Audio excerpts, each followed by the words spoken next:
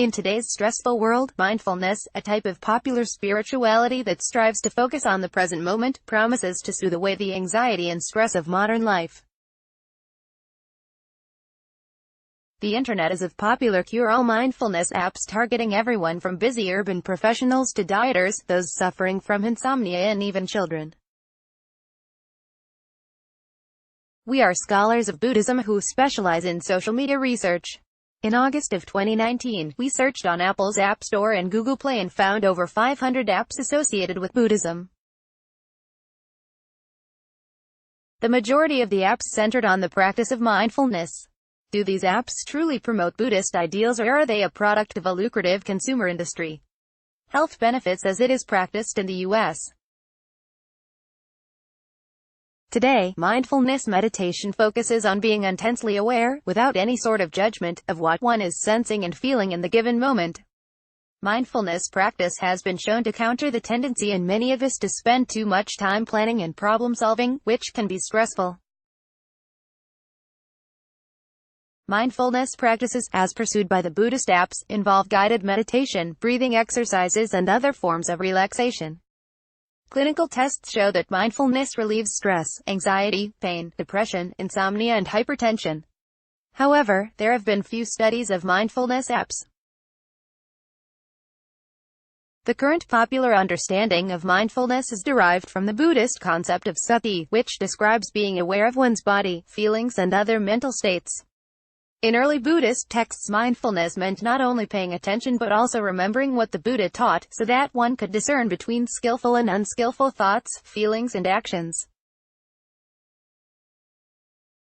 This would ultimately lead to liberation from the cycle of birth and death.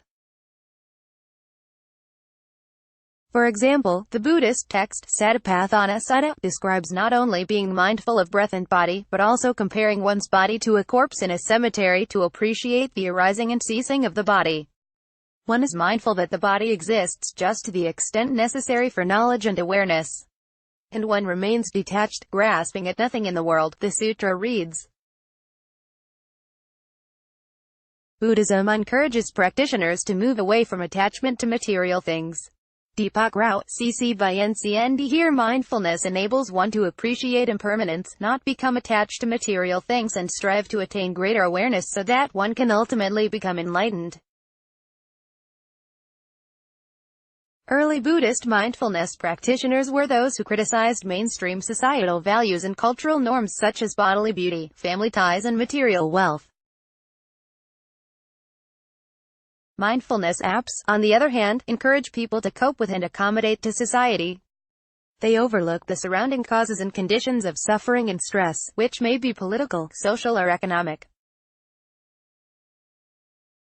Lucrative industry. Mindfulness apps are part of a massive and lucrative industry valued at roughly $130 million United States dollars.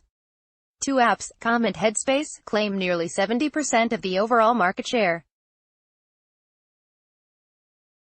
These apps cater to a wide audience, which includes religious consumers as well as the growing number of Americans who consider themselves spiritual, but not religious. Americans spend over 5 hours each day glued to their mobile devices. Nearly 80% of Americans check their smartphones within 15 minutes of waking up. The apps provide a way to do meditation while on the go. The fact that Buddhist apps exist is not surprising, as Buddhism has always been skillful at using new media technologies to spread its message. The oldest known printed book, for example, is a Chinese copy of the Diamond Sutra, a Sanskrit Buddhist text that dates to the 9th century. Are these apps merely repackaging of ancient Buddhism in new digital wrappers? Is this Buddhist? There is no doubt that Buddhist apps are a reflection of real social distress. But, in our assessment, mindfulness, when stripped of all its religious elements, may distort understandings of Buddhism. A core aspect of Buddhism is the concept of no self, the belief that there is no unchanging, permanent self, soul, or other essence. In promoting an individualistic approach to religion, then, Buddhist apps may well rub against the very grain of Buddhist practice. Indeed, our findings show that Buddhist meditation apps are not a cure that relieves suffering in the world, but more like an opiate that hides the real symptoms of the precarious and stressful state in which many people find themselves today. In that case, Buddhist apps, rather than curing the anxiety created by our smartphones, just make us more addicted to them and, in the end, even more stressed.